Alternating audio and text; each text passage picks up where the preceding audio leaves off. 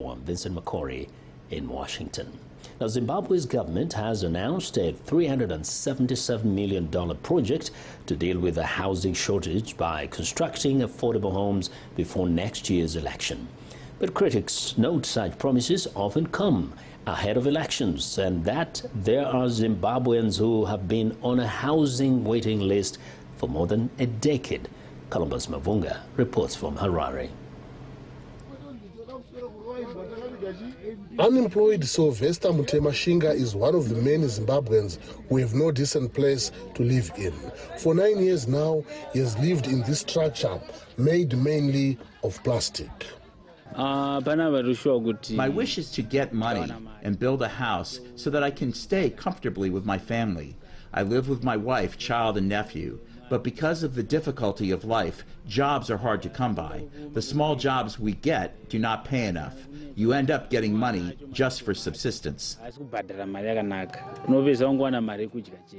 Across the road, posh houses are being built and some are on sale to the upper class in Zimbabwe. Kudzai Chatiza, a professor in rural and urban planning at the University of Zimbabwe, says the poor find it difficult to build or even secure property because of the high cost of living. He says, for example, Zimbabwe has the most expensive cement in the region. So the cost of putting up structures needs to be looked at, and the cost of finance needs to be looked at as well, because our mortgage rates are between 40 and 50%. So it's already an economy that is unable to build houses at scale because of some of the costs of the basic ingredients that you require to put up a house. The government says it is aware of the housing problem.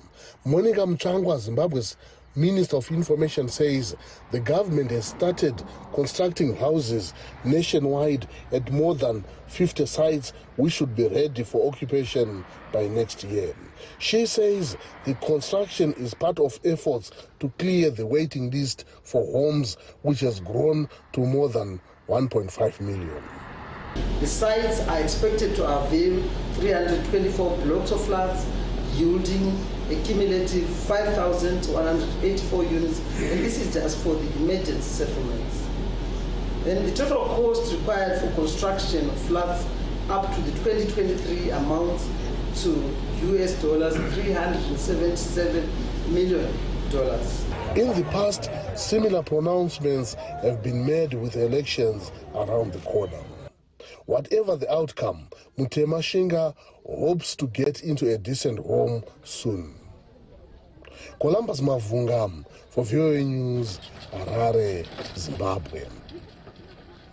A skateboarding park has been established in Ghana, the country's first and one of the 10 in Africa, completed late last year with support from late Louis Vuitton designer Virgil Abloh. The Freedom Skate Park is free to the public and can be accessed 7 days a week. But on Thursdays, its gates are exclusively open to women and girls who have created a tight-knit community, both on and off the ramp.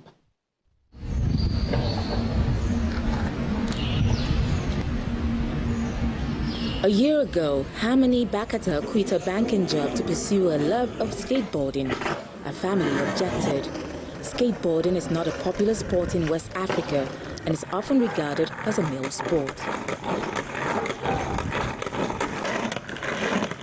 It was also coordinated by local extreme sports collective Surf Ghana.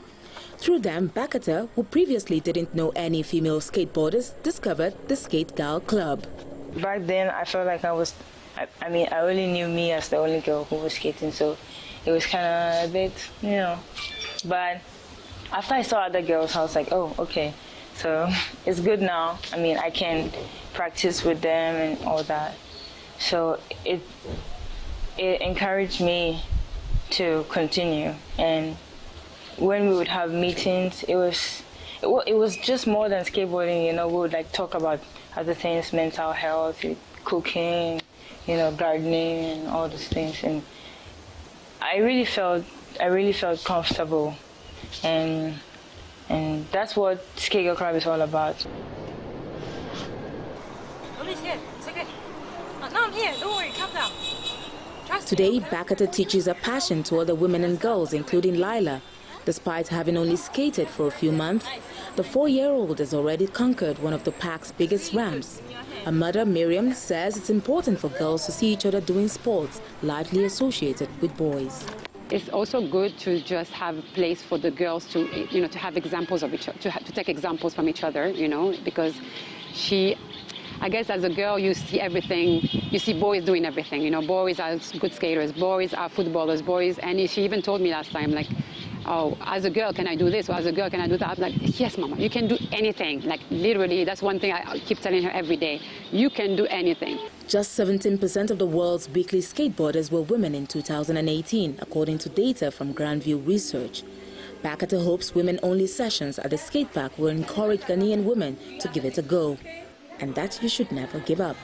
Kenyan journalists report the highest level of harassment in the newsroom, a global media study finds. For VOA, Victoria Amunga has more from Nairobi. Gathoni Kuria's negative experience with a supervisor at a Kenyan media outlet derailed her plans for a career in journalism. I went to pitch an idea to him, and he was just looking at my hips intentionally, very intentionally. Like I'm speaking to him, but he's like just looking at my hips and then going up to my breast and not looking at my face. Kuria worked at the same media house for 2 years, trying to launch her career in print and broadcast.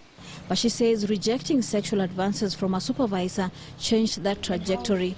Her harasser wasn't interested in her professional growth. He did not really care whether I published or not. He did not even sweat or struggle to even tell me go do a certain story unless I came up with an idea.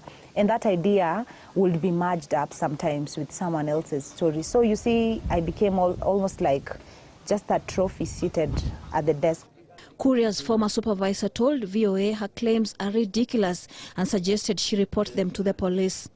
Kuria's case isn't isolated. Around 65% of female journalists surveyed in Kenya say they face physical or verbal harassment. The figure puts Kenya top of a list of 20 countries included in a study by the World Association of Newspapers and News Publishers, or one IFRA's Women in News organization and City University of London. The study also shows in about 80% of cases, women do not report the incidents. One way to curb the problem is to highlight it, say local advocates. Create that open environment and safe spaces for people to talk about sexual harassment. Then the person who wants to hide in the secrecy of it to harass their victims will, of course, they will feel exposed. It can be hard to secure justice too. Harassers risk being fired, but they still find work elsewhere. So the Association of Women Media in Kenya is creating a special committee to help bring suspected attackers to court. There are cases where we've had even an intern raped at a gunpoint in Kisumu.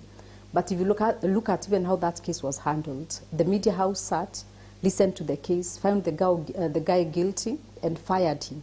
But after he was fired, went to another media house. So the cycle continues. There's no redress.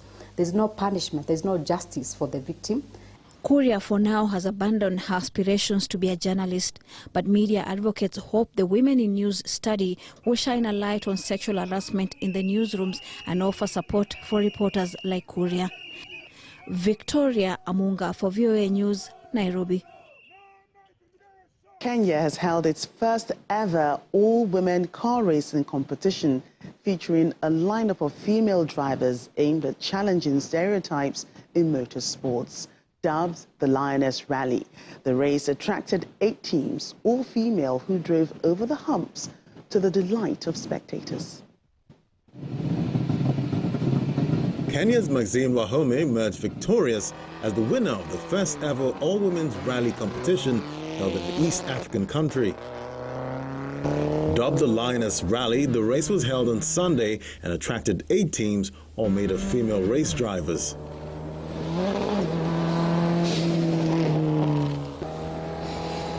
With veteran driver Safina Khan on navigation, 27-year-old Wahome finished the 12-kilometer race circuit in a Subaru Impreza, beating runner-up Tash Tundo by 13 seconds.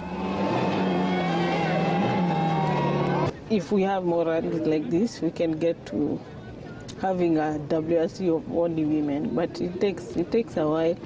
So hopefully we can have a big Kenyan one. let's see where we can go from there. But it's at least now you can see people are more interested. There's a lot of spectators, more than we've had even in the Kenya National. So with the ladies in the sport, I guess people are interested in ladies, so they want to see the action. Sports is still predominantly male-dominated, but rally driver and clerk of the Lioness Rally, John Nesbitt, hopes this inaugural race will go a long way in challenging the stereotypes of women's participation in the sport. And I'd like to see more women coming and joining. As they've seen now, it's not that hard. Everybody thought it was a big deal, but it's actually not that hard. Rally fan Sinole talks about the importance of the competition. I think an event like this is so important because I'm sure there are some women who are shy in joining and they're not sure whether they will be able to find a car or be able to just, be part of it. And seeing that their first timers here and they were able to join and they did their best, which I think it just inspires women to come out of their shell. Check and drive in rally direction slowly. Given the strong turnout of spectators, organizers of the rally hope that the inaugural race will drum up interest and support for women to join motorsports.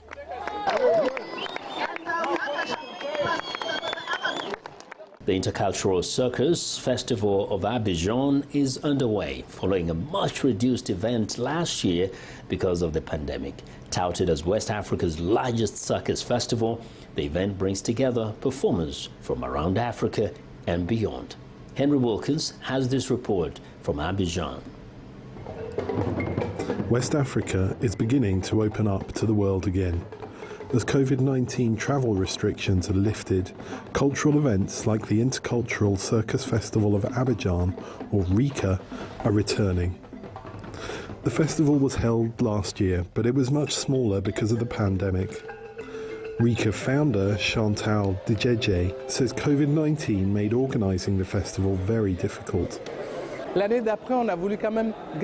Last year, we wanted to keep the festival going, but there were very few companies from the Guinea-Burkina sub-region.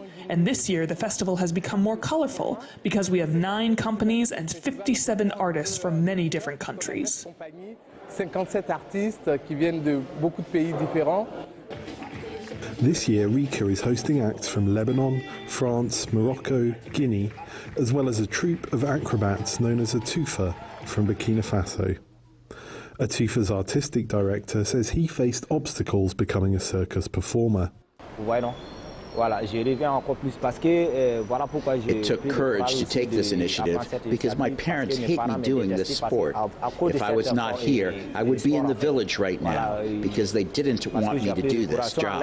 But thanks to God, today I have been able to develop my skills to this level.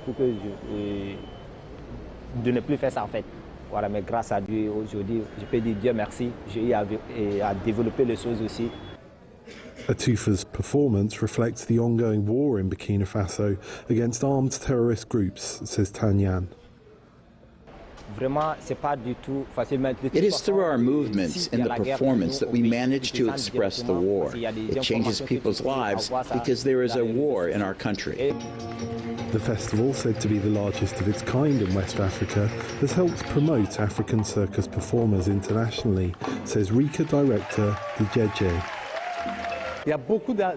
There are many from the continent who have gone on to Cirque du Soleil, and now they want to come back to the continent and create a circus that is much more of their identity, that is linked to African traditions. The festival is taking place as West African nations, including Ivory Coast, are dropping mandatory COVID-19 testing for arriving travellers who are fully vaccinated. Henry Wilkins for VOA News, Abidjan, Ivory Coast.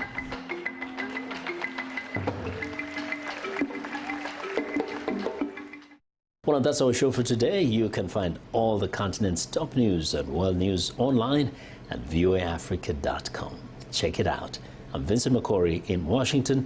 Channels Television has our last word from Lagos. We look forward to bringing you another show next week. To remember, channelstv.com is your source for news and other programming. I'm Joke Rogers. Thanks for watching and goodbye.